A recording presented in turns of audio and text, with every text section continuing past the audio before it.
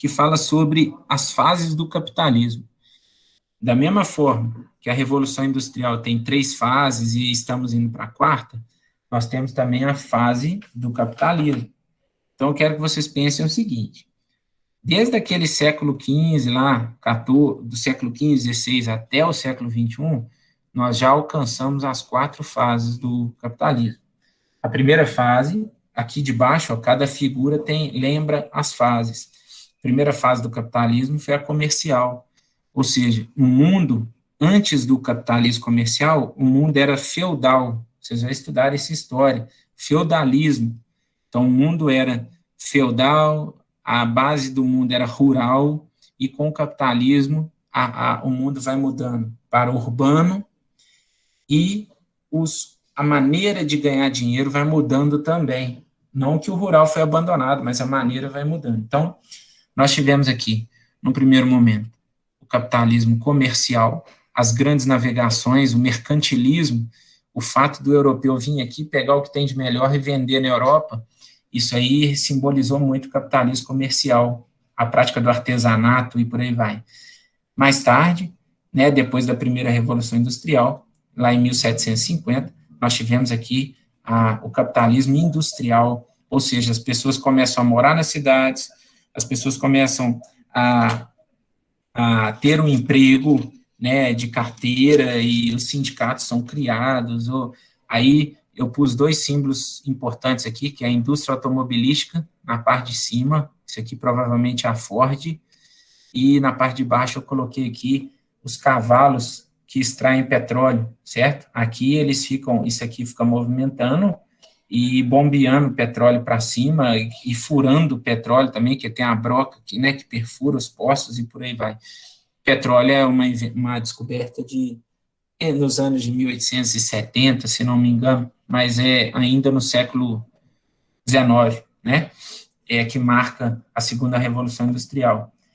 Já o capitalismo, então reparem, hoje nós estamos diante do capitalismo financeiro e informacional, mas só foi possível chegar nesses 2 porque passamos pelos outros, comercial e industrial. É como se tudo tivesse junto, sabe? É uma evolução. Então, aqui, ó, primeira figura, capitalismo financeiro, é o touro de Wall Street. Wall Street é onde começa essa troca de bolsa de valores, de dinheiro virtual e por aí vai. Então, aqui é o lobo não, perdão, o lobo é um filme. Aqui é o touro de Wall Street, e aqui é o painel, um painel onde as ações são negociadas, né, as ações que estão em verde é porque estão positivas no dia, as que estão em vermelho estão negativas, e por aí vai. E aí é daí que surge a ideia de mercado financeiro, e, por exemplo, o capitalismo financeiro surge praticamente junto com a segunda Revolução Industrial, a descoberta do petróleo. O capitalismo financeiro, em 1929, por exemplo, a Bolsa de Valores americana, aqui em Wall Street, foi a maior decepção. Essa rua aqui que vocês estão vendo é uma das maiores decepções que ocorreu em 29, várias pessoas falindo, porque o capitalismo americano chegou num nível que não tinha o que fazer. Aí vem o Keynes, que nós vamos ver ele daqui a pouco, vai e salva com as suas ideias, ele acaba salvando a economia americana, e hoje a gente sabe como que os Estados Unidos é. Bom, e aí, por fim, nós temos o capitalismo informacional, que tem a ver com a informação. Esse mapa é os cabos submarinos, ou seja, no oceano ali, ó, no fundo do oceano, está passando vários cabos de fibra ótica ligando um continente ao outro, onde passam informações. Então, saibam rapidamente, depois eu posso esclarecer melhor, quando a gente manda uma mensagem no WhatsApp, essa mensagem percorre essa fibra ótica, vai lá nos Estados Unidos, vai lá no servidor do WhatsApp, e só depois que ela vai lá, que ela retorna para o celular da mão da outra pessoa que a gente está mandando mensagem. Isso, quanto tempo demora isso?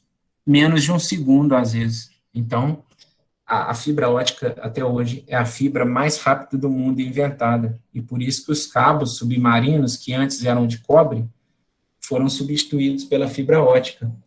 Se vocês tiverem curiosidade, é só jogar no YouTube aí, cabos submarinos, vocês vão ver vários vídeos legais sobre isso, ok? E a imagem de baixo, vocês já estão cansados de saber o que é sobre a internet, né, a informática através da internet, conectando as pessoas ao mundo, e aqui um satélite também fornecendo imagens de TV, GPS, hoje qualquer aplicativo, qualquer coisa pede a nossa localização e por aí vai. Ok. Bom, gente, está acabando, eu vou tentar acelerar, se vocês acharem que está demais, me avisa, a gente continua no outro dia, eu estou por conta suas. Enquanto vocês não abrirem o microfone e não falar nada que está ruim, eu vou continuar. Veja bem, aqui a gente tem as revoluções industriais no processo de globalização. Então, vocês sabem que nós já estamos na 4ª revolução industrial.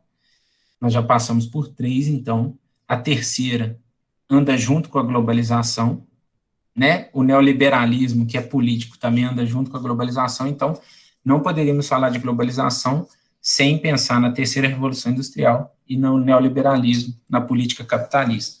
Bom, o que foi a terceira revolução industrial? Informática, a química fina, principalmente os remédios, os produtos que são usados em shampoo, desodorante, essas coisas, a microeletrônica, o fato da gente ter equipamentos portáteis, como celular, como um notebook, um computador, não importa, e as energias renováveis, isso tem a ver com a questão ambiental. Aí entra a ideia de transnacionais. As empresas, muitas delas viraram transnacionais. O que tem a ver com transnacional? Significa que essas empresas que estão aqui do lado, ó, elas transcendem o país que elas são. Então, por exemplo, a maioria dessas empresas são japonesas, norte-americanas, né, estadunidenses, e algumas europeias, francesas, italianas, ou inglesas ou alemãs. Todas essas empresas que vocês estão vendo na foto aqui, mais algumas, elas são maiores que o país delas, ou seja, a Ford, por exemplo, tem Ford em vários lugares, a Sony tem Sony em vários países. Então, antes, essas empresas eram chamadas de multinacionais. Hoje, é melhor a gente pensar nelas como transnacionais, ou seja, elas são tão grandes que elas transcendem os países, elas estão por cima dos países. Lá na frente, vocês vão entender que a ideia dessas empresas transnacionais de agir por cima dos países tem a ver com a ideia da multipolaridade. Ou seja, se você aceitou, o país aceitou o capitalismo, ele obviamente vai aceitar essas empresas aqui no seu país. Se ele aceitou essas empresas, vale a pena falar que ele é um membro da globalização, que ele é um membro do capitalismo neoliberal atual. Então, o nosso país, por exemplo, passa a ser respeitado. Quem abre o nosso país começa com o Collor e depois vai no Fernando Henrique, e aí começam as campanhas de privatização. O Fernando Henrique vende a Vale, parte dela, vende as telecomunicações. Se não fosse isso, até hoje, por exemplo, a gente estava usando telefone de fio, não tinha nem celular aqui no Brasil, provavelmente, mas, ou seja, por isso que esse ponto que eu estou falando é de muita confusão. Daqui a pouco eu vou falar nisso, porque tem gente que pensa, se não fosse a globalização, nós não teríamos nada, nós seríamos muito atrasados. A pessoa não deixa de ter razão. Só que a globalização traz muitos efeitos negativos, e aí a gente também tem que dar razão à pessoa que pensa assim. Por isso que é tão complexo discutir. E aqui, ó, nós temos os investimentos estrangeiros, diretos e indiretos. Basicamente, o que é investimento estrangeiro? É quando uma empresa transnacional ou um país investe no nosso. Isso é óbvio, né? Agora, qual que é a ideia do direto e o indireto? O direto é, por exemplo, a Volkswagen, que é alemã, vai injetar 25 milhões para criar uma nova fábrica no Brasil. Significa que ela está investindo diretamente, ok? O investimento indireto acontece assim, ó, a Vale, né, a mineradora, ela é brasileira, só que ela tem parte do capital estrangeiro. Então, digamos que a Vale precisa de um novo empreendimento aqui em Minas Gerais. Aí ela vai e recebe um capital estrangeiro de uma grande empresa lá dos Estados Unidos. Exemplo, deixa eu pensar, a General Motors, aqui a Chevrolet. A Chevrolet vai decide investir na Vale. Ou os Estados Unidos mesmo, o banco americano decide investir na Vale. Aí ele vai e injeta dinheiro na Bolsa de Valores, nas ações da Vale. Significa um investimento indireto. Ou seja, a Vale ganhou dinheiro, pega esse dinheiro e ela faz um investimento onde ela quiser. Então, nós temos investimentos estrangeiros diretos e investimentos estrangeiros indiretos. Correto? Aí, nós temos dois quadrinhos, o verde e o azul. O quadrinho verde fala sobre a quarta revolução industrial. Eu vou ser bem rápido aqui, porque isso aqui eu acredito que vocês têm interesse, então vocês vão correr para pesquisar aí depois. Bom, o que hoje é falado de quarta revolução industrial ou indústria 4.0? Por que eu coloquei um ponto de interrogação? Porque ainda não está definido se é quarta, se ainda está na terceira, ou se é indústria 4.0. Quando fala de indústria 4.0, a pessoa já está designando quarta revolução industrial, correto? Mas ainda não está batido o martelo sobre isso. Bom, itens, novidades, né, da quarta revolução industrial, que é diferente da terceira. Primeiro, a inteligência artificial. A IA, a inteligência artificial, vocês já têm noção, são, por exemplo, robôs, são o fato de um robô já saber o que ele tem que fazer com uma determinada peça numa fábrica, como guarda as coisas. Por exemplo, a Globo, quando precisa de um programa lá de 1980, ela tem um robô que vai nas prateleiras assim, e aí ela vê, já tem lá a fita, né, que ela tem que pegar, aí o robô já vai lá, busca a fita, tal, traz e entrega na mão da pessoa, aquela fita ali está o programa de 1980 que eu queria. Então é uma coisa absurda de tecnologia, isso é inteligência artificial, né? Aí vem esse aqui, o outro, a internet das coisas. A internet das coisas tem a ver com o fato da gente, por exemplo, eu estou a fim de comprar uma bola de futebol, e aí eu vou na Netshoes, né, no site da Netshoes, pesquiso lá, bola de futebol da Nike, tá? Aí eu fecho a página da Netshoes e abro o Facebook. Na hora que eu abro o Facebook, está lá propaganda da Netshoes mostrando a bola de futebol que eu queria. Isso aí tem a ver com a internet das coisas. Os algoritmos vão monitorando o que a gente faz, e aí ele começa a produzir coisas do nosso interesse, certo? Aí nós temos aqui a Big Data. A Big Data é a capacidade que hoje a informática tem de armazenar coisas, tá, o nosso gosto, o nosso modo de vida. Então, por exemplo, se você curte no Instagram ou no Facebook algumas coisas de humor, por exemplo, de coisas engraçadas, você vai sempre ver essas coisas engraçadas. Se você curte coisa de violência, você vai sempre ver coisa de violência. Então, isso tem a ver com internet das coisas, Big Data, certo? Aí nós temos a automação. Automação significa você, por exemplo, a produção industrial automatizada, significa que robôs, são máquinas que fazem tudo sozinho, conseguem reconhecer as coisas através de sensores. Você tem, por exemplo, um carro hoje que estaciona automaticamente, por aí vai.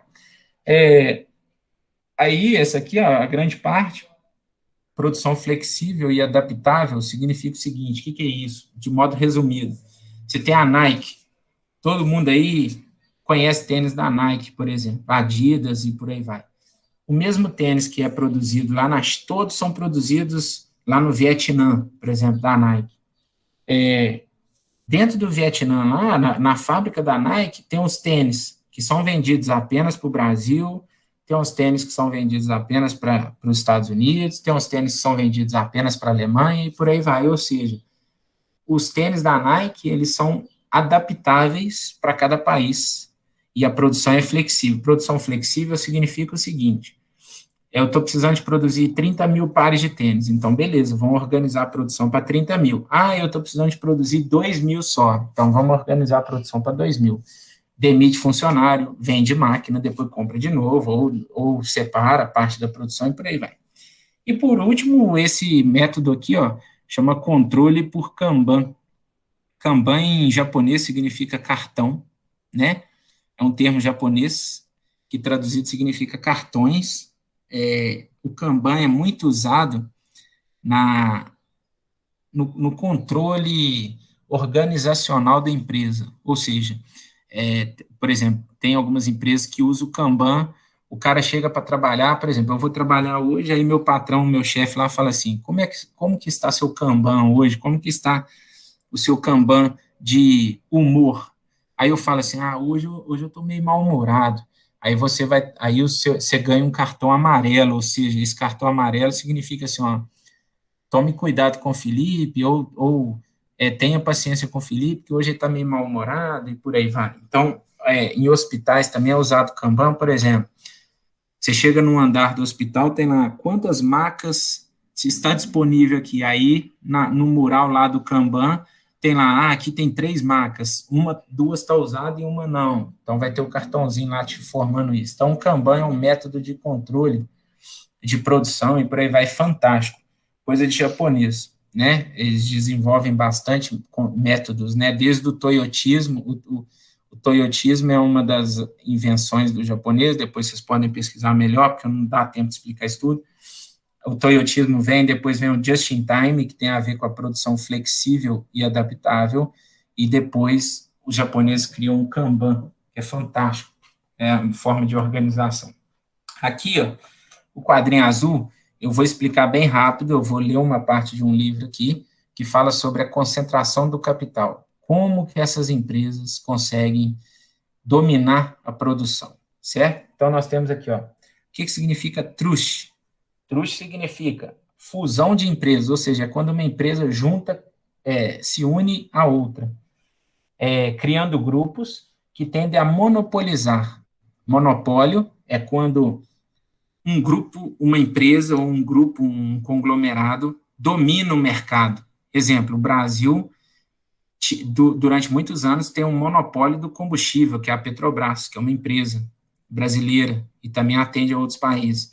Então, o Brasil tem um monopólio da gasolina, do combustível. Agora que está liberando a Shell, por exemplo, que é americana, holandesa, não sei se é franco-holandesa, eu já não sei mais. Mas, então, o Brasil está perdendo o monopólio e está entrando no oligopólio. O oligopólio é quando mais grupos, mais empresas dominam o mercado. Então, vou citar um exemplo aqui, por exemplo. Um exemplo aqui. A Pepsi e a Coca-Cola, elas dominam o mercado de bebida praticamente mundial, portanto, elas têm um oligopólio, certo? Aqui, ó, fusão de empresa, que é a Truste. A empresa se une a outra. Nós temos vários exemplos no Brasil. A Sadia e a Perdigão. As duas juntaram, viraram uma empresa só, chamada de Brasil Foods, BRF. Nós temos a antiga Brahma com a antiga Skin Cariol, que eram 2 cervejas que virou Ambev, ou seja, virou uma empresa só. Então, nós temos vários exemplos assim de união dessas empresas, né? Isso é truste. As empresas geralmente vão engolindo a outra ou se unem para ficar mais forte ainda, né? Aí vem o cartel. O cartel é quando as empresas combinam o preço. Então, elas combinam o preço e aí o preço é mais alto, o cliente sai no prejuízo. Cartel é considerado crime. Nós não sabemos quem pratica cartel, a não ser que haja uma investigação do preço real daquele produto. Então, por exemplo, os cartéis são muito comuns em remédios, laboratórios de remédios, postos de gasolina realizam muito cartéis, ou seja, eles mantêm um preço alto do combustível e está comprando às vezes barato. As drogas, né, é um cartel ilegal, as drogas são comercializadas em forma de cartel, porque o traficante ele vende de acordo com o preço da droga ditada pelo cartel mundial de drogas. Então, por exemplo, essa aqui é uma droga, então é tanto. Ah, não tem desconto? Não, você compra esse preço ou não compra, e por aí vai. Então, as drogas geralmente são vendidas todas em cartel. Como é ilegal, não tem problema. Cartel é ilegal, droga também é ilegal. Droga ilícita, né, que eu falo. Então, o cartel é considerado crime. Bom, e aí vem esse termo aqui em inglês, chamado de holding. O holding é quando um grupo de uma empresa controla financeiramente vários grupos. Hoje nós temos no Brasil, por exemplo, uma holding chamada Itaúsa. A Itaúsa é uma holding do Itaú, o Banco Itaú, do grupo Alpargatas, que é a Havaianas, produtora da Havaianas, e tem uma fábrica também de tinta e materiais de madeira chamada Eucatex. Então, por exemplo, essa Itaúsa, ela coordena financeiramente essas 3 outras grandes empresas. Então, isso é chamado de holding. Hoje, a Coca-Cola, por exemplo, é uma holding. A Coca-Cola marca, né? Porque a Coca-Cola não tem só o refrigerante, ela tem cervejas, refrigerantes, sucos, água, roupas, relógio, bijuteria. A Coca-Cola tem tudo. Então, a marca hoje Coca-Cola é uma holding de outras empresas, da Fanta Laranja, do Sprite, que às vezes são outras empresas, e outras, a Heineken, que é a cerveja holandesa, ela é a Coca é uma holding da Heineken, e por aí vai. Beleza. E aqui é o que eu prometi lá no início, é explicar o que é o protecionismo. Protecionismo ou barreira tarifária é a mesma coisa. Protecionismo é quando um país, por exemplo, principalmente os mais ricos, para proteger o seu produtor rural ou industrial, começa a criar impostos muito altos para a entrada de produtos de fora. Exemplo, o Brasil é um grande exportador de laranja para os Estados Unidos. Só que lá dentro dos Estados Unidos também tem produtores que produzem laranja. Quando os produtores americanos, né, norte-americanos, produzem muita laranja, o que os Estados Unidos faz? Ele aumenta o preço da entrada da laranja brasileira para que o produtor norte-americano venda sua laranja.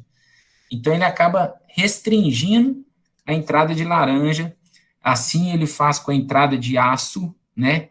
Assim ele faz com a entrada de carne das empresas brasileiras que são transnacionais, por exemplo, a JBS, que é da Friboi, né? A JBS e a Marfrig também tem as carnes fantásticas aí que vende para o mundo todo. E às vezes o que é interessante é que um país que é o disseminador do neoliberalismo, do processo de globalização, ele às vezes ele é forte e ele restringe a entrada de produtos de outro, ou seja, a globalização só serve para o mais forte dominar o mais fraco, e não ao contrário, né? Isso é importante a gente lembrar. Ô, pessoal, alguém pode abrir o microfone aí e falar alguma coisa? Só para eu tomar água aqui, tipo, só para falar que está ouvindo, que está funcionando, beleza?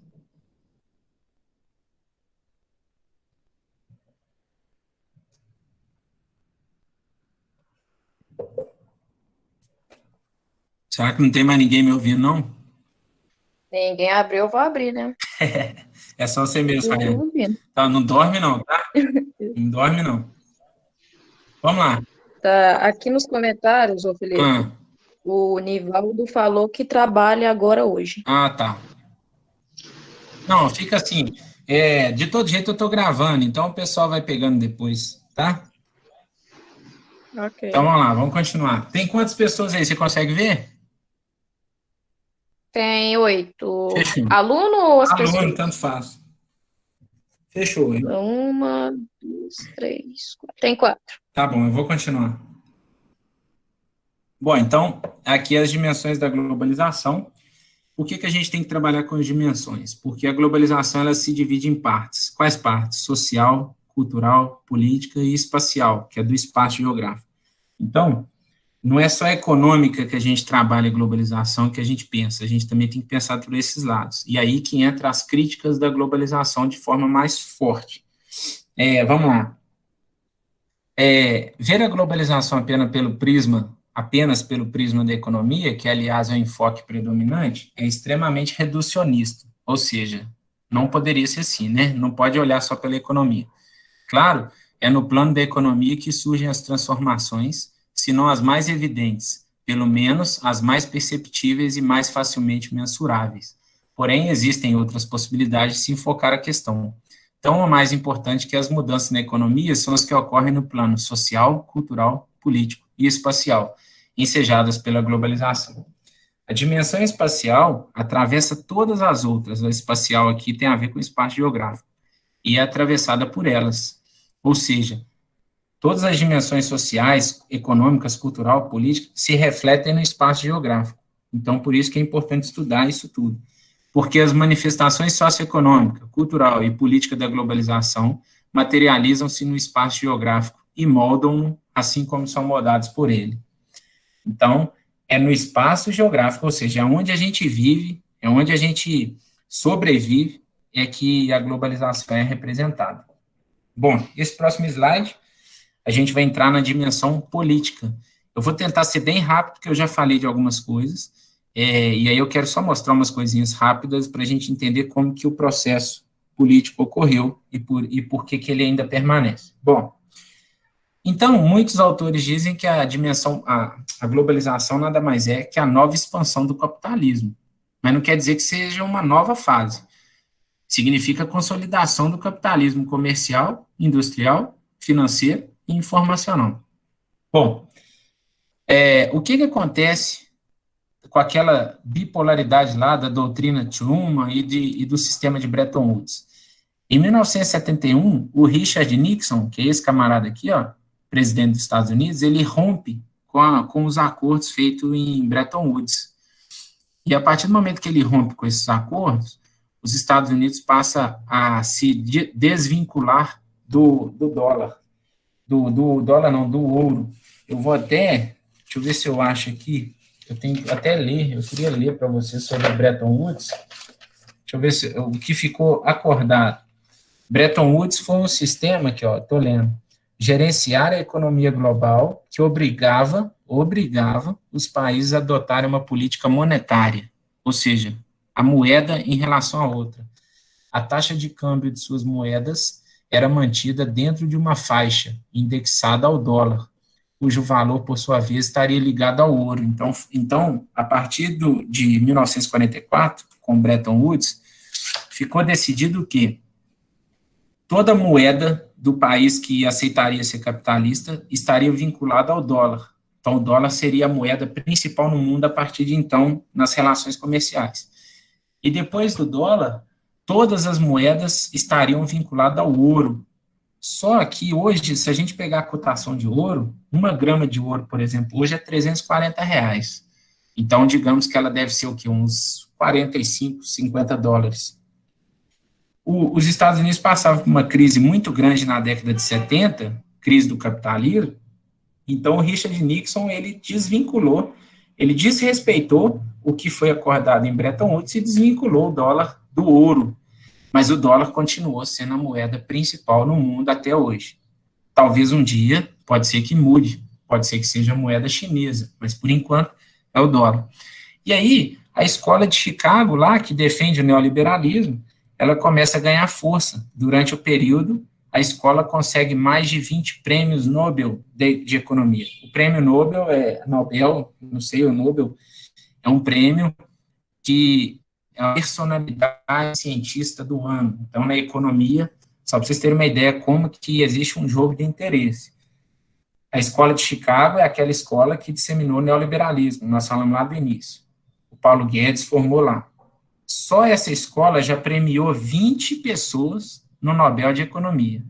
Quem que escolhe os membros que vai ganhar o prêmio? Uma série de países, uma série de pessoas. Essas pessoas estão todas atreladas a quem? A grande potência, Estados Unidos.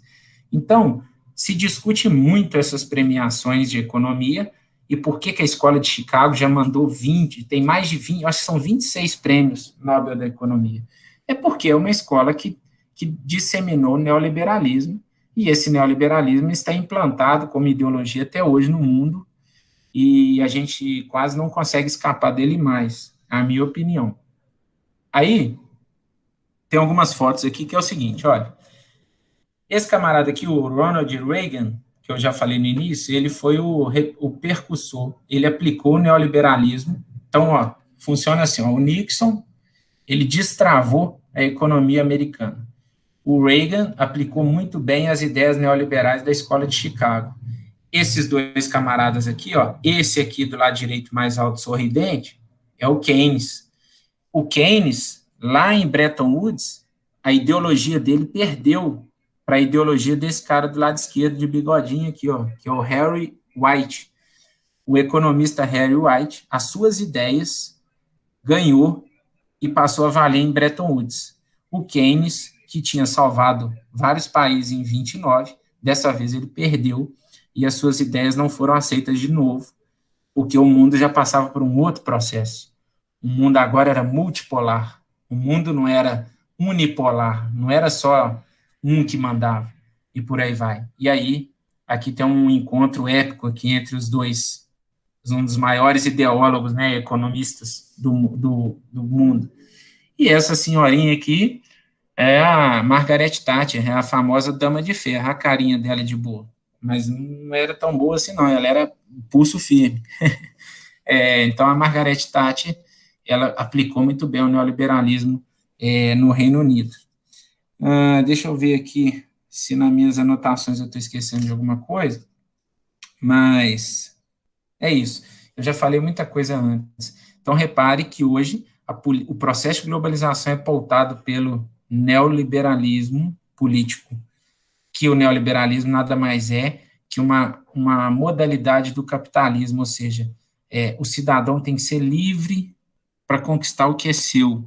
O Estado não pode atrapalhar muito. O Estado tem que ajudar o cidadão a defender o que ele tem, o seu patrimônio, e por aí vai. Infelizmente, vocês têm que estudar, se quiserem, para saber mais sobre isso. Eu não consigo fazer, nessa aula, explicar rapidamente essas coisas todas. Bom, então tem algumas citações que eu vou ler bem rápido. O Nixon, que é o presidente, em agosto de 71, deu fim à ordem econômica de Bretton Woods para conter os grandes problemas sociais e econômicos enfrentados pelos Estados Unidos naquele ano e abriu caminho para a desregulamentação. Lembram o que é desregulamentação? É a questão de você liberar a economia, destravar a economia para que possa receber investimentos estrangeiros, privatizar e tudo que pede o neoliberalismo. Da economia do governo de Reagan. É fundamental para a eclosão da globalização financeira no final dos anos 80. Olha o período do Reagan, ele ficou 2 mandatos nos Estados Unidos, né? E nesse período da década de 80 e 90 foi quando ele alavancou os Estados Unidos para a globalização financeira, e os Estados Unidos cresceu assustadoramente nesse período, enquanto os outros países viviam em crise, nós vamos ver daqui a pouco. Então, essa ideia de desregulamentação da economia é bom, às vezes, só para os países ricos. Para os pobres é fria. Não trouxe benefício. Isso é a minha opinião. Trouxeram alguns benefícios, sim, claro, de produtos, de conforto, de tecnologia, mas não resolveu a questão da desigualdade social e da diferença do rico e do pobre. Pelo contrário, só aumentou. Nós vamos ver isso daqui a pouco. Próxima citação diz aqui, ó, a mundialização, repare aqui, ó, o termo mundialização foi usado por um francês, certo? Então, o cara usou, ao invés de falar globalização, ele usou a mundialização, é o resultado de 2 movimentos conjuntos, estreitamente interligados, mas distintos. O primeiro pode ser caracterizado como a mais longa fase de acumulação ininterrupta do capital que o capitalismo conheceu desde 1914. O que ele diz com essa frase? O primeiro momento da globalização, mundialização, é que nunca os países conseguiram acumular tanto dinheiro como desde 1914, que começa a Primeira Guerra e o início da crise financeira. O segundo diz respeito às políticas de liberalização, tem a ver com as ideias liberais, e de privatização, que é a venda de empresas públicas para grupos estrangeiros, como o Brasil fez com a Vale, como está tentando fazer com os Correios, como fez com a Gerdau, Gerdau não, era a Suminas, aí o grupo Gerdau e por aí vai, os bancos, né, e por aí vai, de desregulamentação e de desmantelamento de conquistas sociais e democráticas. É só a gente lembrar, reforma trabalhista, reforma da Previdência, tudo foi perda de direitos, foi perda de direitos sociais, perda de direitos trabalhistas, isso tudo está previsto no neoliberalismo, que foram aplicadas desde o início da década de 80 sob o impulso dos governos Thatcher e Reagan. Thatcher é a Margaret e Reagan é o Ronald, todo presidente da Inglaterra e dos Estados Unidos. Então, por que eles são famosos? Porque eles conseguiram aplicar isso tudo no país deles. Próxima citação. Ao mesmo tempo em que buscavam a redução dos custos de produção em seu mercado interno, olha só que interessante essa citação aqui, como ela é crítica. Ao mesmo tempo em que buscava a redução dos custos de produção no seu mercado interno, então pensa nos Estados Unidos, ou seja, o americano quer pagar sempre mais barato pelo seu produto, porque aí vende mais, por isso que eles são o país que mais consome no mundo, que gradativamente passava a ser mais protegidos por barreiras tarifárias. Olha que interessante. Os Estados Unidos facilitavam o comércio interno e, às vezes, restringia a entrada de outros materiais, de outros produtos dentro dos Estados Unidos. É a barreira tarifária ou o protecionismo, é a mesma coisa. Tentavam abrir outros mercados para seus produtos e capitais. É nesse contexto que, no bojo do consenso de Washington, os Estados Unidos difundem um discurso liberal que, evidentemente, eles mesmos não praticam. Olha que interessante. É muito bom ser neoliberal, é ser liberal, mas os Estados Unidos possuem Estado forte, os Estados Unidos não possuem Estado fraco. Então, não é qualquer imposição que chega nos Estados Unidos da forma que chega no nosso país. É muito importante a gente ter isso em mente. É muito fácil dominar quando se é grande, certo? Bom, uma característica marcante da globalização, segundo a dimensão política, tem provocado um enfraquecimento relativo dos Estados nacionais. Outros, enfraquecimento dos Estados, ou seja, dos países, da política dos países. Então, o Brasil passa a não ser o dono da sua política, ele começa a ser influenciado por empresas, por banqueiros e por aí vai. A prova disso é que se a gente pegar a corrupção recente do nosso país, e desde o governo militar e outras coisas, nós somos influenciados por grandes empresários e grandes banqueiros que financiam as campanhas para eleger o cara que eles gostam, porque esse cara vai tratar bem deles quando ele ganhar, através da mudança das leis e por aí vai. Por isso que a política do nosso país está suja, contaminada por esses interesses de empresários, banqueiros, que elegem o cara que eles têm vontade, que eles querem, através de benefícios de campanha, por isso que hoje proibiram o investimento empresarial em campanha, para que esses caras não tomem conta do poder político, que sempre na história do nosso país aconteceu isso, né? Bom, então outros autores, velhos e novos no cenário político e econômico internacional, têm crescentemente usurpado, ou seja, tomado parte do poder e da autoridade do Estado-nação, que assim tem perdido soberania. Esses autores são os organismos intergovernamentais, como o Banco Mundial, o FMI e a Organização Mundial do Comércio. As grandes empresas, sobretudo norte-americanas e japonesas. Ou seja, o que ele disse nessa citação? Os países estão perdendo a força por esses órgãos internacionais, como o Fundo Monetário, o Banco Mundial e também as grandes empresas. Então, por exemplo, vou dar Catas Altas, né, da Noruega, e todo mundo, qual que é o sonho de muita gente da cidade? Uma indústria podia vir para cá para poder gerar emprego e tudo mais. Quando uma indústria decide ir para uma cidade como a de vocês aí, automaticamente ela vai modificar todo o espaço geográfico vai ser, a prefeitura vai passar um aperto para se adequar ao que a empresa está pedindo, ao que a indústria está pedindo, então ela vai modificar esse espaço todinho aí, de forma que muitas pessoas vão perder o seu modo de vida, vão modificar totalmente o seu estilo, para atender a demanda de uma indústria que às vezes vai produzir e sequer um morador de Catas Altas vai conseguir comprar um produto que ela produziu. Então, essas maravilhas, né, entre aspas, também podem acontecer no espaço geográfico, certo? Bom, aí nós temos o próximo slide que fala sobre o estado mínimo e o estado máximo, que é o que a gente já está discutindo aqui. Bom, o conceito de estado mínimo e máximo é o seguinte: hoje se briga muito em relação a isso, porque quando a gente fala, quando uma pessoa defende o estado máximo, que o Estado deve controlar a economia, que o Estado não deve vender suas empresas, aí as pessoas automaticamente lembram do socialismo. Quando a pessoa fala que o Estado tem que ser mínimo, que a gente deve ser liberal, a pessoa é lembrada como um capitalista neoliberal, e por aí vai. Então, é preciso, hoje, a discussão é: o Estado deve ser mínimo ou o Estado deve ser máximo? Bom, olha essa citação do Milton Santos: o discurso que ouvimos todos os dias para nos fazer crer.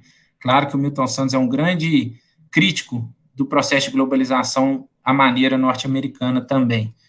O discurso que ouvimos todos os dias para nos fazer crer que deve haver menos Estado vale-se dessa mencionada porosidade, ou seja, absorção, mas sua base essencial é o fato de que os condutores da globalização necessitam de um Estado flexível a seus interesses.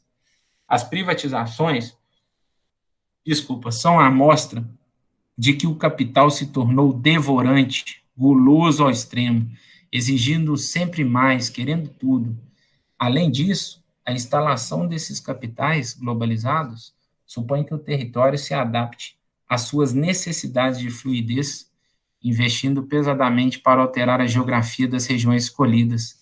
De tal forma, o Estado acaba por ter menos recursos para tudo o que é social, sobretudo no caso das privatizações caricatas, ou seja, mentirosas, como no modelo brasileiro, que financia as empresas estrangeiras candidatas à compra do capital social nacional. Ou seja, o próprio Brasil financia a empresa estrangeira a comprar aquele patrimônio. Não é que o Estado se ausente ou se torne menor, ele apenas se omite, se esconde quanto ao interesse das populações e se torna mais forte, mais ágil, mais presente ao serviço da economia dominante. Bom, aí nós temos aqui o imperialismo ou globalização. É só uma designação. Tem autores que falam que a globalização é um novo imperialismo. Só que aqui eu vou separar para vocês não confundirem os momentos. O imperialismo funcionou até antes da Segunda Guerra Mundial, A Primeira Guerra Mundial foi uma disputa pelo imperialismo, e por aí vai. Então, o imperialismo define um período de expansão do capitalismo marcado pela necessidade de intervenção militar e de ocupação territorial, exigindo uma presença real. Então, o imperialismo tem a ver com uma presença real, é uma ocupação militar, territorial. É o que aconteceu muito durante a Primeira e a Segunda Guerra.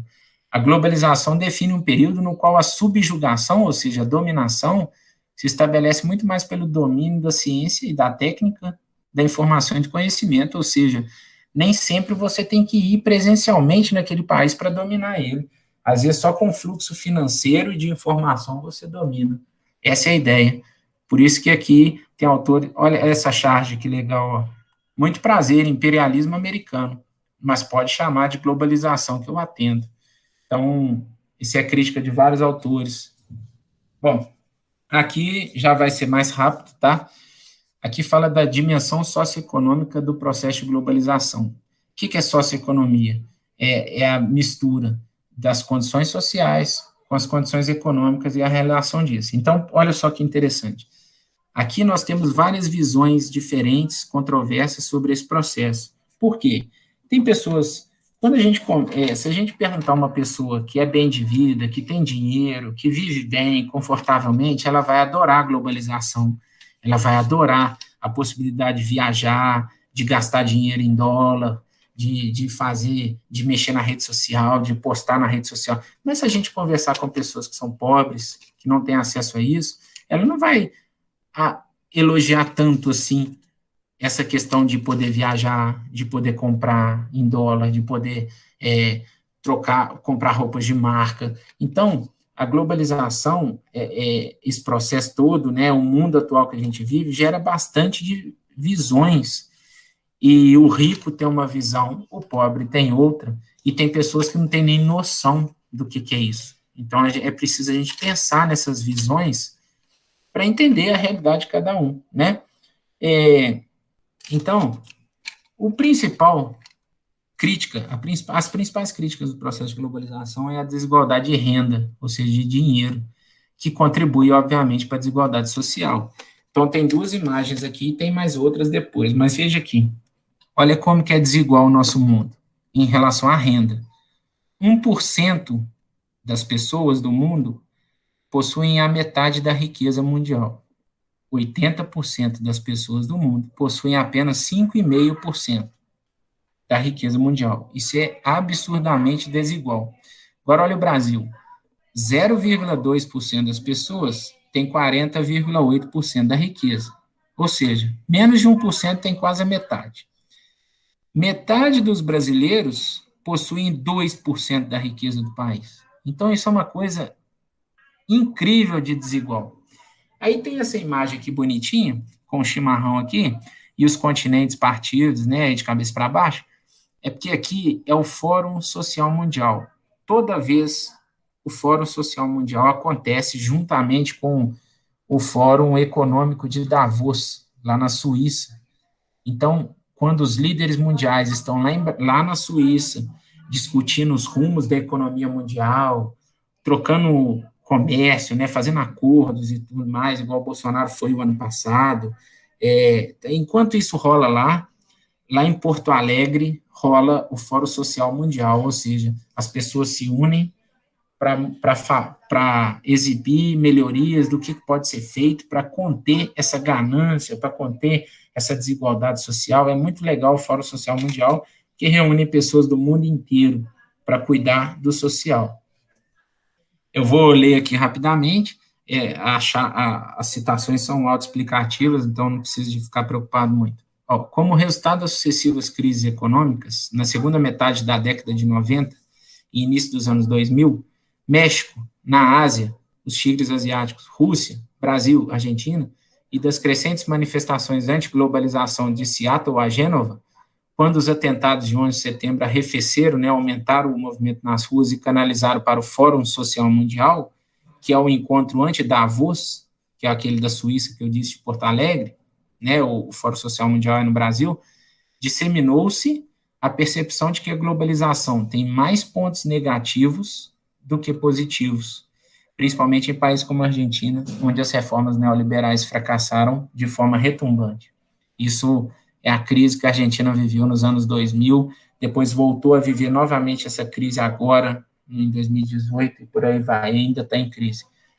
Bom, aí tem esse Stiglitz, é um ex-economista e ex-vice-presidente do Banco Mundial, ele diz assim, tornou-se cada vez mais claro, não só para cidadãos comuns, mas também para aqueles que formulam as políticas, não só para os que vivem nos países em desenvolvimento, mas também para as pessoas nos países desenvolvidos, que a globalização, da maneira como tem sido feita, praticada, não satisfez as expectativas conforme seus defensores prometeram que iria satisfazer, nem realizou o que pode e deve realizar. Em alguns casos, não resultou nem mesmo em crescimento, mas quando isso aconteceu, não trouxe benefícios para todos. O efeito líquido das políticas estabelecidas pelo Consenso de Washington, lá do neoliberalismo, e que eu li para vocês, que o Consenso de Washington determinou, tem sido, com relativa frequência, beneficiar alguns à custa de muitos, os ricos à custa dos pobres.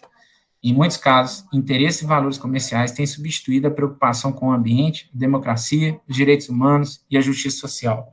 É lógico, gente, que esse Stiglitz, ele é profundamente crítico ao processo de globalização, mas eu convido vocês a trazer para mim algum conteúdo de uma pessoa que concorda com a maneira que a globalização está sendo feita.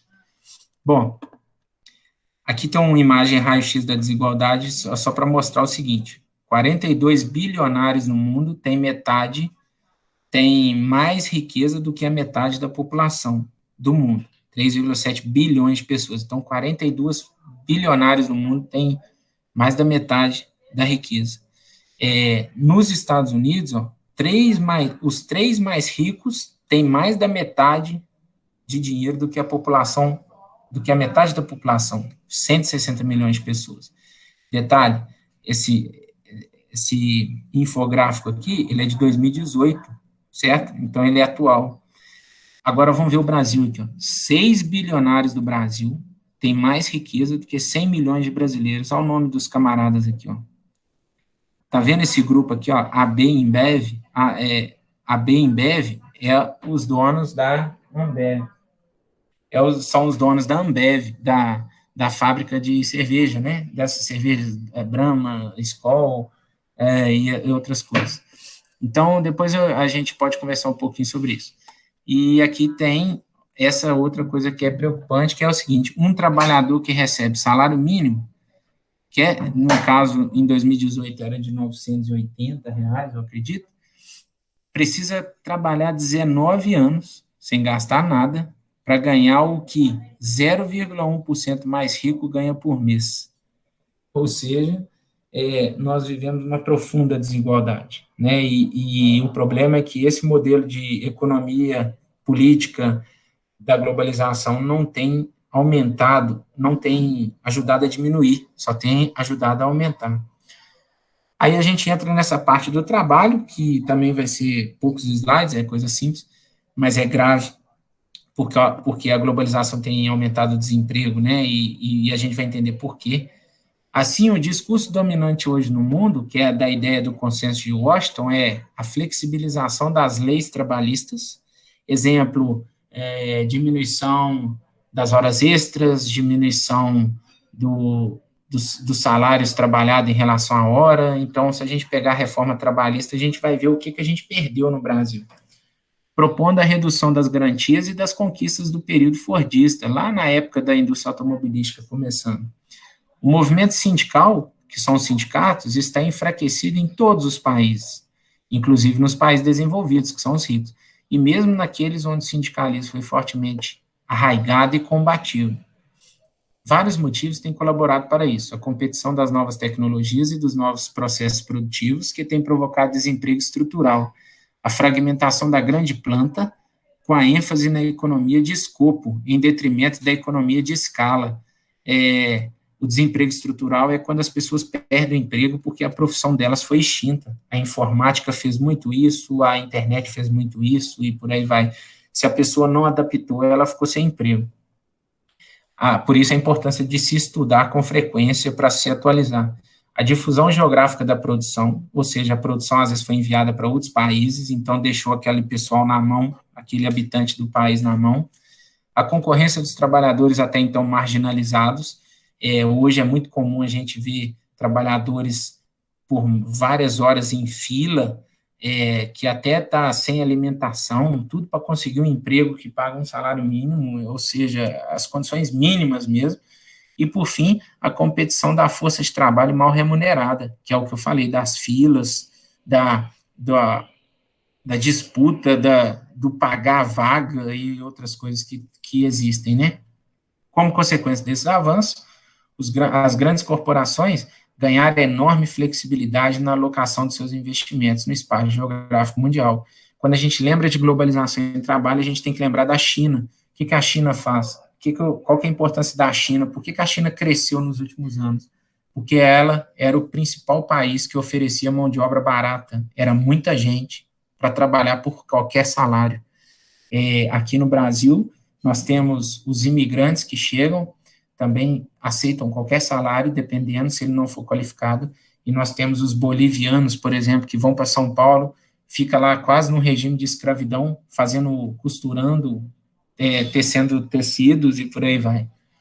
Bom, aqui é só uma tabela, que é o caso mais grave do nosso país hoje é o desemprego, e esse gráfico aqui, essa tabela tem aí, acredito que está com uns 2 anos de idade, né, tem ela 2018 que ela foi feita, e mostra que o Brasil tem 21,2 milhões de pessoas, por cento da população considerada desempregada. Qual que é o desemprego que está considerando aqui?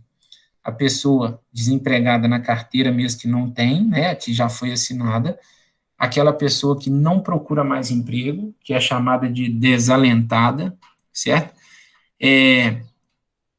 Não, minto. A pessoa que desistiu de procurar emprego e os desalentados, ou seja, aquelas pessoas que dependiam de uma pessoa que tinha emprego, e por aí vai. Então, a estimativa para 2050 no nosso país é que nós teremos 40% da população em condições de desemprego. O grande problema hoje que o neoliberalismo, a globalização não está conseguindo enfrentar e dar uma resposta é na geração de empregos. À medida que os anos se passam, que a tecnologia avança, mais pessoas estão ficando fora do processo produtivo. A culpa número 1 disso, no nosso país, por exemplo, na minha opinião, é a educação, que não tem preparado os jovens para o mercado de trabalho de forma eficiente. A preparação que a gente recebe na educação, já falei isso com vocês várias vezes, o preparo que a gente recebe na educação brasileira é um preparo para ser mão de obra industrial, e isso não é mais o grande ponto de arrumar emprego, né, de conquistar uma vaga de emprego. Bom, essa é a minha opinião. Aqui do lado, nessa imagem, nós temos aqui um bairro de São Paulo, muito chique, um bairro de alto nível, ao lado da favela, né, da comunidade Paraisópolis. Favela, eu digo, na maneira de uma ocupação desordenada, que duela espaço com uma área nobre de São Paulo, certo? Só para vocês terem uma ideia, ao nível dos apartamentos.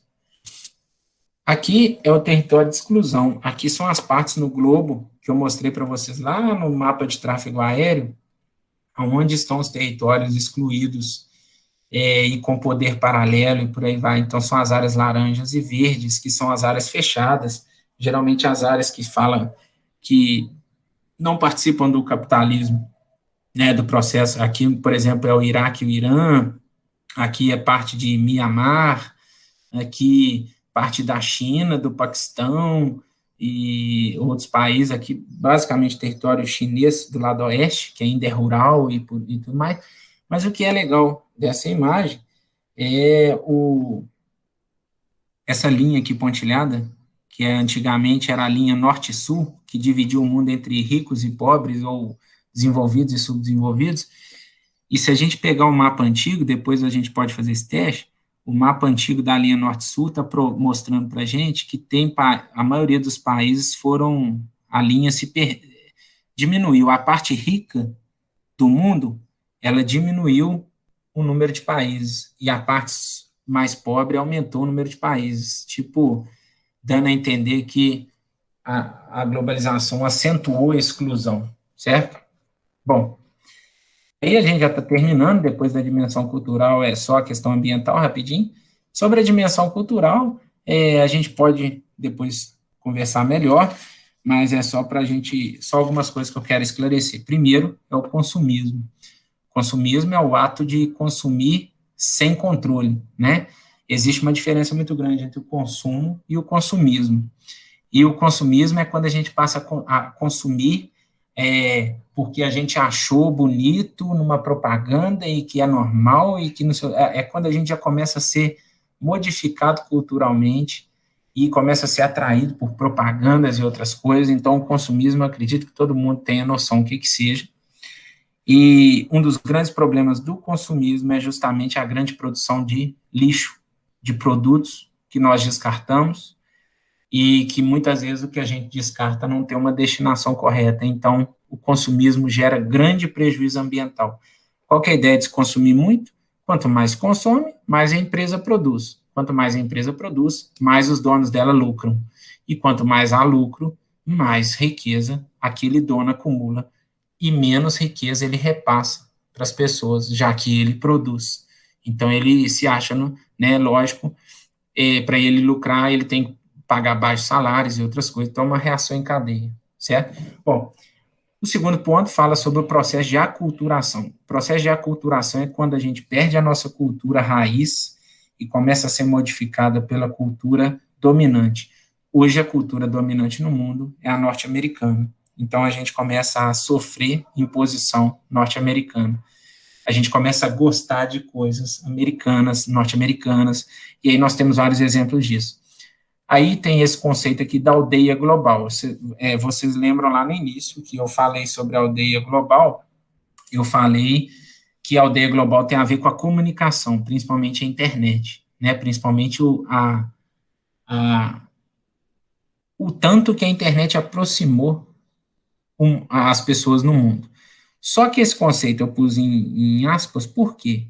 Nós não vivemos nessa aldeia global. Ou seja, tem várias pessoas que estão fora da aldeia global, que estão fora do processo de globalização, e apenas algumas pessoas estão dentro. Então, dentro de Catas da Noruega, dentro de Lafayette, tem várias pessoas que sequer sabem o que é aldeia global e o que é viver na globalização.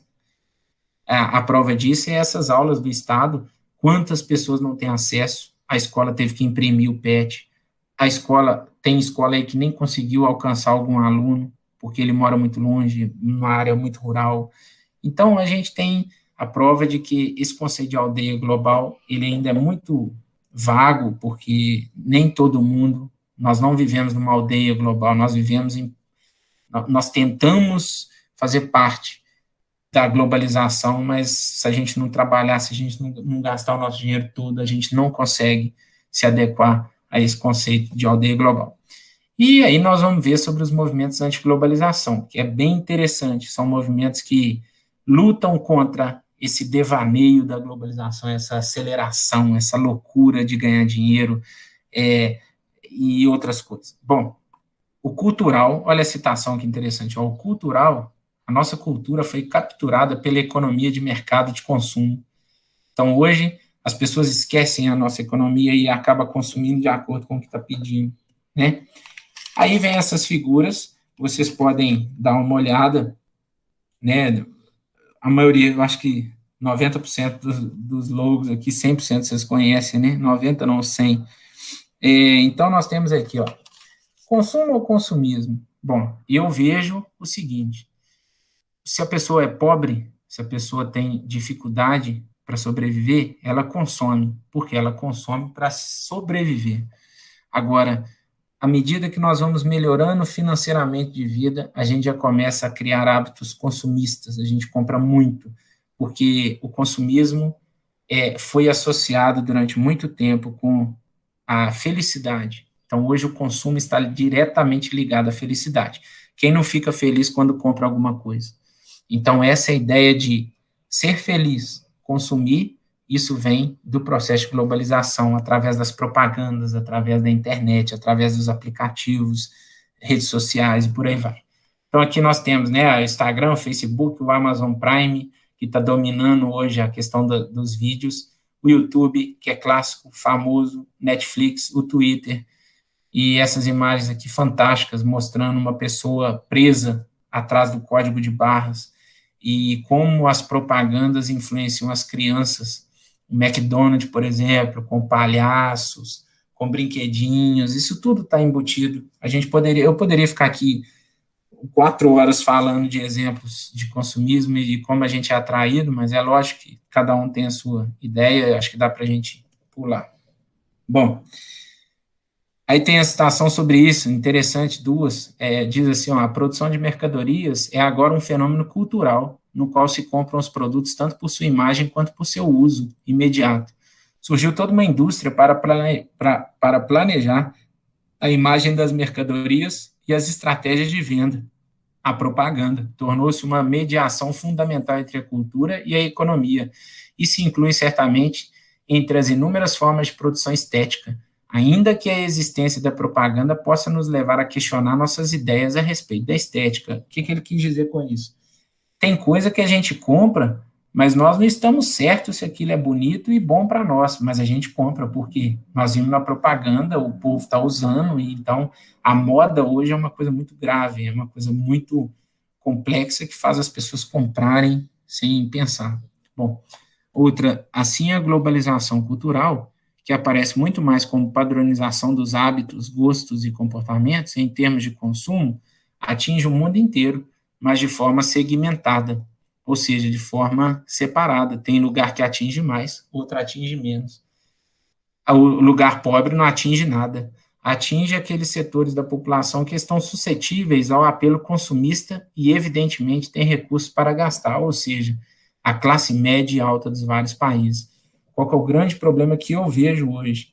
A nossa classe, que é a média, pode ser média baixa, média alta, tanto faz, é a classe que não aceita muito ser classe média e quer ser classe alta. E aí, por isso que muitas pessoas tomam atitudes precipitadas em relação ao dinheiro e acaba comprando aquilo que não dá conta de pagar e por aí vai criando dívida e, às vezes, até mesmo sai da classe média e cai na pobreza, cai na dificuldade e por aí vai. Quantas pessoas vocês não conhecem que vivem de aparência, que vivem sem ter ao certo aquilo, né? E quantas a gente acha que está pagando tudo em dia, está tudo certinho, tem tudo, acha que tem dinheiro e, na verdade, é só uma casca, né?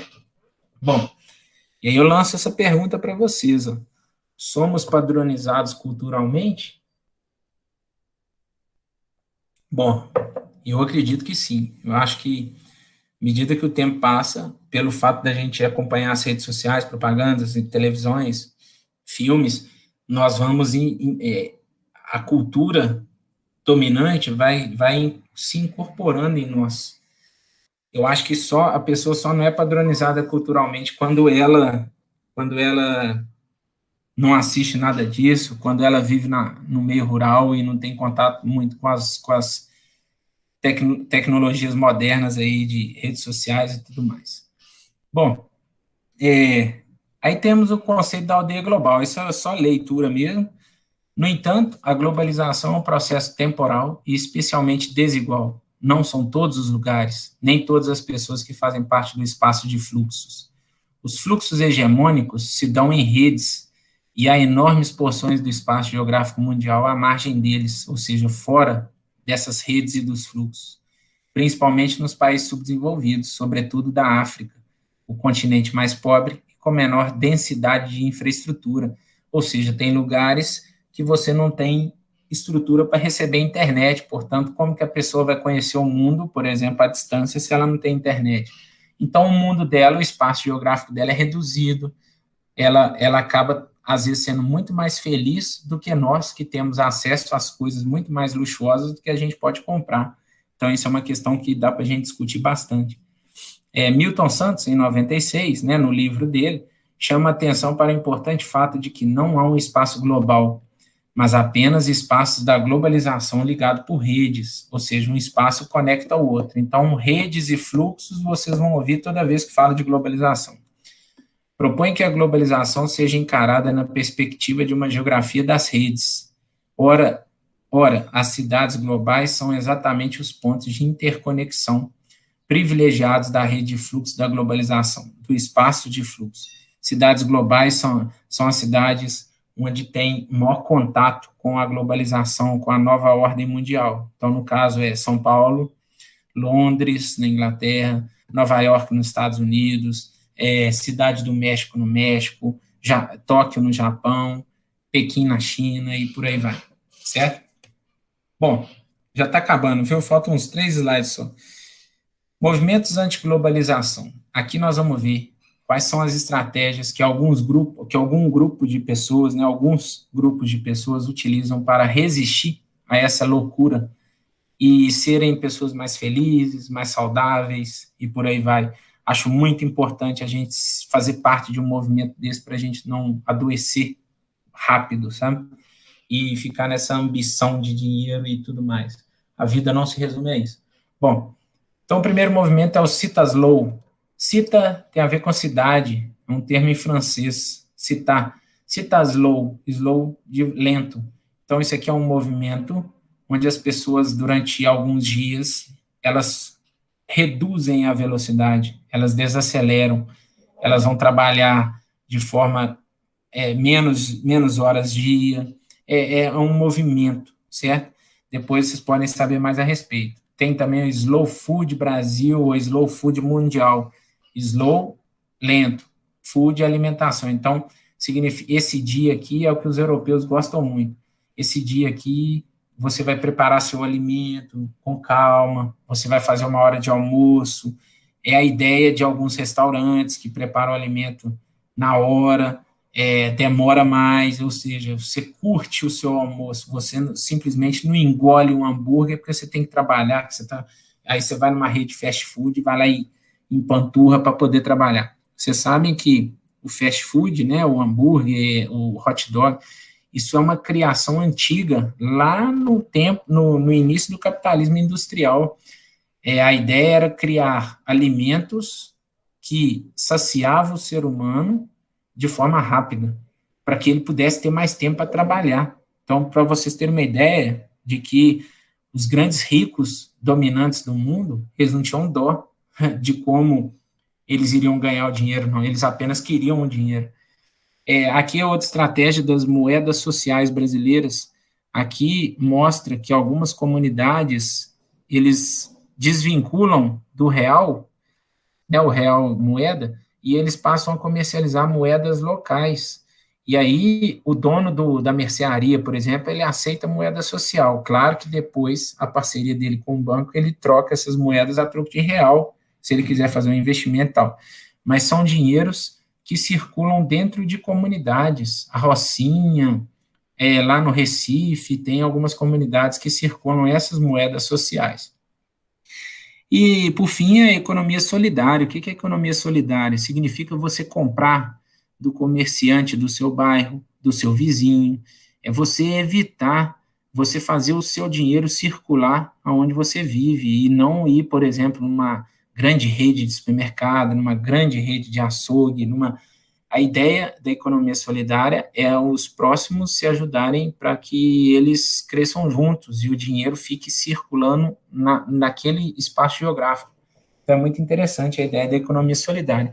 Todos esses movimentos aqui, qualquer um que vocês jogarem no Google, vocês vão ter uma série de informações a respeito. E aí a gente entra na parte final, né, das dimensões da globalização, que é a parte de meio ambiente. Globalização, então essa parte aqui, só para a gente finalizar, fala sobre as estratégias que vários grupos de pessoas, organizações não governamentais, lidam com o meio ambiente, já que a globalização tem pressionado muito o meio ambiente, os recursos naturais e por aí vai, né? Então, aqui, ó, eu coloquei vários símbolos, e eu vou explicar um pouquinho de cada um rapidinho, mas aqui, por exemplo, o grande grupo, né, ambiental do mundo é o Greenpeace, que significa paz verde, né? O Greenpeace está em todos os lugares. Por exemplo, se nós formos em Belo Horizonte e circular pelo centro, provavelmente você vai ser abordado por uma pessoa do Greenpeace pedindo ajuda, pedindo para você se candidatar como voluntário e por aí vai. O Greenpeace está em todos os lugares onde eles percebem que existe algum crime ambiental e por aí vai. Aqui nós temos o Acordo de Paris sobre o Clima. Isso aqui é um movimento das Nações Unidas para definir os rumos climáticos, né, sobre o aquecimento global e essas coisas. É claro que essas reuniões não resolvem quase nada, são reuniões muito fracas do ponto de vista de tomada de decisão, é porque aqui toda a política econômica está por trás, né, por ser um órgão internacional da ONU, então aqui não funciona muita coisa. Sempre existem manifestações sobre quando acontece o Acordo de Paris na França sobre o clima. Aqui tem sobre a logística reversa. A logística reversa é uma modalidade em que as pessoas, por exemplo, você compra um pneu de carro, a fábrica é obrigada a recolher esse pneu para transformar ele em novos pneus, ou seja, a logística reversa é maravilhosa. Pilhas, hoje tem pontos de recolhimento em vários lugares.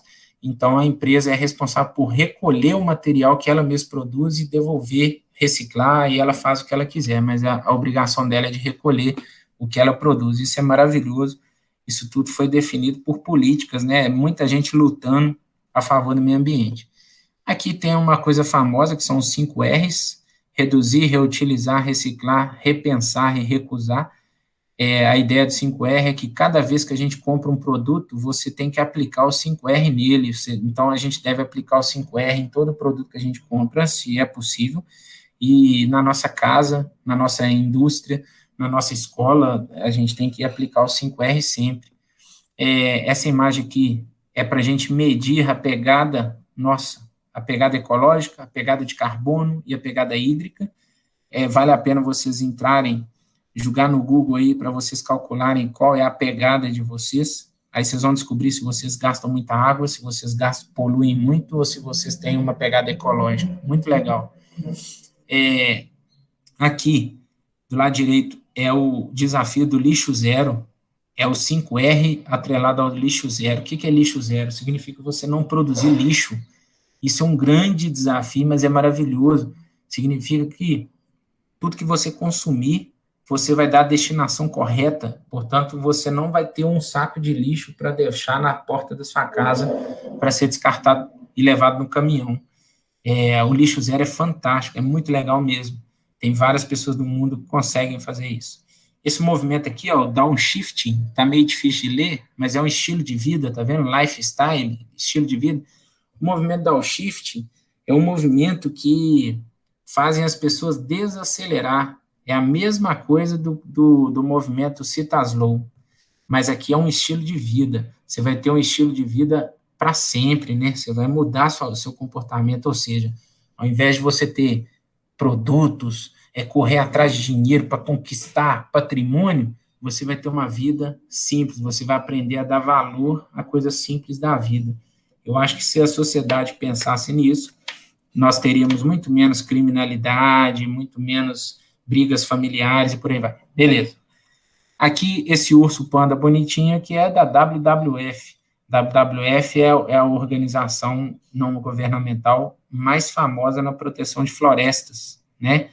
É o World Wide Forest, acho que é isso, eu não sei a tradução ao certo, mas aqui protege as florestas, WWF, famosíssimo. E aqui é um exemplo de agricultura que deve ser praticada em todos os lugares, chamado de agroecologia, não é só de agricultura, de pecuária também.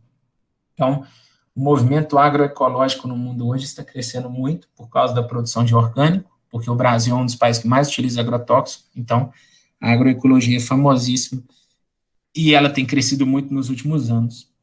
E esse quadro aqui que eu deixei para o final tem a ver com os Objetivos de Desenvolvimento Sustentável. Reparem que esse símbolo aqui, o O, é o mesmo do Acordo de Clima de Paris. Portanto, esses objetivos aqui foram definidos politicamente, os 17 objetivos foram definidos politicamente no Acordo de Clima das Nações Unidas. Aí alguns canais de televisão têm as propagandas, a Globo, por exemplo, fala sobre isso. Então, antigamente falava assim, a Agenda 21, que é a agenda para o século 21. Como a gente já está no século 21 e pouca coisa foi feita, eles inventaram o nome de, agora, Objetivos de Desenvolvimento Sustentável. Cada país tem que cumprir alguns desses 17 objetivos. Então, é muito bacana. E o país ele tem que prestar conta sobre isso no próximo acordo de clima e por aí vai, na próxima reunião, na conferência ambiental, certo? E aí, para finalizar, nós temos, eu trouxe aqui alguns personagens que eu descobri ao longo do tempo, principalmente lendo esse livro, inclusive, esse livro tem aí na escola de vocês, na biblioteca, tem 2 exemplares, chama História das Coisas, esse filme também eu já passei para alguns alunos, é um videozinho de 25 minutos, também tem no YouTube. Aí eu trouxe alguns exemplos aqui, que primeiro ele, que é um livro muito marcante na questão da ideia da gente observar o que a gente está consumindo, o excesso de consumo. E a autora é essa aqui, ó, a Annie Leonard. Ela hoje já está mais velha, mas ela, quando fez esse livro aqui, ela estava mais nova, quando ela escreveu o livro, o vídeo que ela tem, é um dos vídeos mais famosos de proteção ambiental do mundo. Esse camarada aqui não é tão famoso assim, mas ele lançou um desafio para sua família. Repare que aqui está em francês, mas ele chama Colin Bevan. Esse camarada lançou o Impacto Zero, ou seja, ele, durante algum tempo, ele tem um documentário, isso aqui é um filme, né? Durante algum tempo, ele e sua família decidiram não impactar nada no meio ambiente. Então, eles cortaram várias coisas. É um filme que eu quero procurar para assistir, deve ser legal. E bem interessante. Se a gente conseguir fazer um pouquinho do que ele conseguiu, a gente já avança muito. Esse aqui, esse senhor, é o Duane Elgin, que ele fez também, isso aqui é um livro, ele escreveu um livro chamado Simplicidade Voluntária. Aqui significa, ó, em busca de um estilo de vida exteriormente simples, mas interiormente rico. Isso aqui, para mim, é o que a gente deve procurar ser hoje. São pessoas que conseguem não entrar nessa onda da ganância, da globalização, de ter as coisas, de ter patrimônio. Nós temos que ter conforto. Não quer dizer que nós temos que ter patrimônio em excesso, passar por cima das pessoas e por aí vai. Isso eu já falei, eu sempre falo. Então, a gente tem que dar valor às coisas simples da vida. Então, esse é um livro que, com certeza, eu quero também adquirir, nunca li, mas eu já vi várias histórias, tem vários autores que falam sobre isso, sobre a questão da gente ter mais conhecimento interior e mais feliz interiormente do que mostrar para as pessoas, né? Mostrar uma vida que a gente não tem. Essa menina, essa jovem, né? Ela é a Greta Thunberg, hoje muito famosa, ela virou uma das maiores ativistas hoje do mundo, mas ela simplesmente fez isso aqui, ó. Teve um acordo, né? Uma dessas reuniões da ONU, eu esqueci se foi essa de Paris, não me lembro, também não lembro se foi na Suécia, mas eu acho que sim, e ela, né, por ser sueca, ela simplesmente saía da escola, né, terminava a aula, ela fez esse cartaz aí, e simplesmente ela saía da escola e ficava o dia inteiro lá na frente, pedindo para eles cuidarem do clima do planeta, tipo isso. E então ela ficou muito famosa, ela deu manifestações, aí ela chegou a falar do mal do Bolsonaro, o Bolsonaro falou dela, que é confusão, mas é porque ela ficou famosa, principalmente pedindo a proteção da Amazônia, essas coisas todas, mas a ideia dela foi simplesmente, eu vou sair da escola sozinha, vou lá para frente do encontro, onde tem vários líderes mundiais, e vou ficar com essa placa lá, e pronto, a ideia dela funcionou, e ela hoje é uma grande líder ambiental. Já esse senhor, é o Phil Kingston, isso aí é uma figuraça que, com 83 anos, decidiu protestar por um meio ambiente melhor. Aí manifestações como a dele, né, ele é esse camarada de costa aqui, ó, ajoelhado, manifestações como a dele e de outros amigos e pessoas que aderiram ao movimento dão um peso muito grande, porque as pessoas pensam assim, mas o que um senhor de 83 anos está preocupado com o meio ambiente daqui a 60 a 200 anos? Aí, isso dá um peso muito grande, isso chama a atenção das pessoas, e ele ficou muito famoso por isso. Ele é da turma que se agarrou aos metrôs em Londres e fez os metrôs ficarem parados um tempo. Então, são personagens, no Brasil também tem, é claro, são personagens importantíssimos que fazem a gente lembrar que esse modelo de globalização que a gente vem desenvolvendo é um modelo precário, é um modelo que não tem a ver com qualidade de vida e com um meio ambiente mais limpo, mais puro, certo? Bom, para terminar, eu não vou ficar me alongando mais, esse aqui é o livro de onde eu tirei todas as citações lá dos quadrinhos amarelos, eu posso emprestar para quem quiser, né, depois que a gente pudesse encontrar, né, mas é um livro que está à disposição, um livro de linguagem muito simples e muito esclarecedor, correto? Muito obrigado, vocês, a apresentação termina aqui. Eu só vou fazer aqui uma observação, anotei aqui da fala do Felipe, vou ver aqui se ele solta em breve, para falar daquele mapa do mundo, aquele mapa que ele mostrou dos fluxos aéreos, né? O Milton Santos, ele trata de dois termos, espaços opacos e espaços luminosos, né? Então, ali a área saariana, onde vocês veem aquele espaço escuro, né? Onde não tem tantas rotas aéreas, né? Não tem tanta econômica, para o Milton Santos, ele é classificado como um espaço opaco, né? Um espaço de pouca, né? Econômica, de poucos fluxos, poucos fixos também, diferentemente dos Estados Unidos, né? Do Canadá, Europa, Japão, que seriam os espaços luminosos, que são países mais industrializados, onde os fluxos são mais intensos, né? Tanto os fluxos de transportadorias, né? Então, para ficar mais fácil essa questão dos espaços opacos e espaços luminosos. de um mesmo país, né? Por exemplo, no Brasil, pegando o exemplo do Brasil, nós temos espaços que são longos, que são mais dinâmicos, como, por exemplo, o estado de São Paulo. Né? São Paulo é o estado mais desenvolvido do Brasil. Rio de Janeiro, quase o estado de Minas Gerais, né? Espaços luminosos. Então, nós teríamos o sertão nordestino, a Amazônia, né? Espaços opacos. O Milton Santos também trabalha com a questão dos fluxos e fluxos. Né? Os fluxos, como vocês já sabem, nós temos diversos fluxos de capital, mercadorias, de pessoas, né? E os fixos, né? Eles são equipamentos urbanos, né? Vamos dizer assim, importantes, que muitas vezes atraem fluxos. Né? Eles atraem fluxos.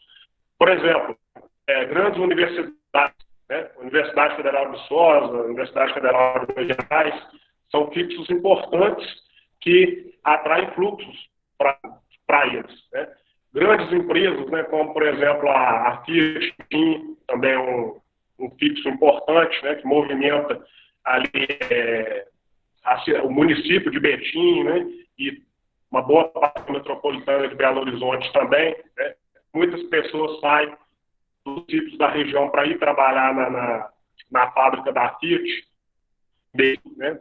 Pessoas ali saem de Garapé, Iguatuba, Contagem, Belo Horizonte, né? Que é a capital, para ir trabalhar na fábrica da Fiat.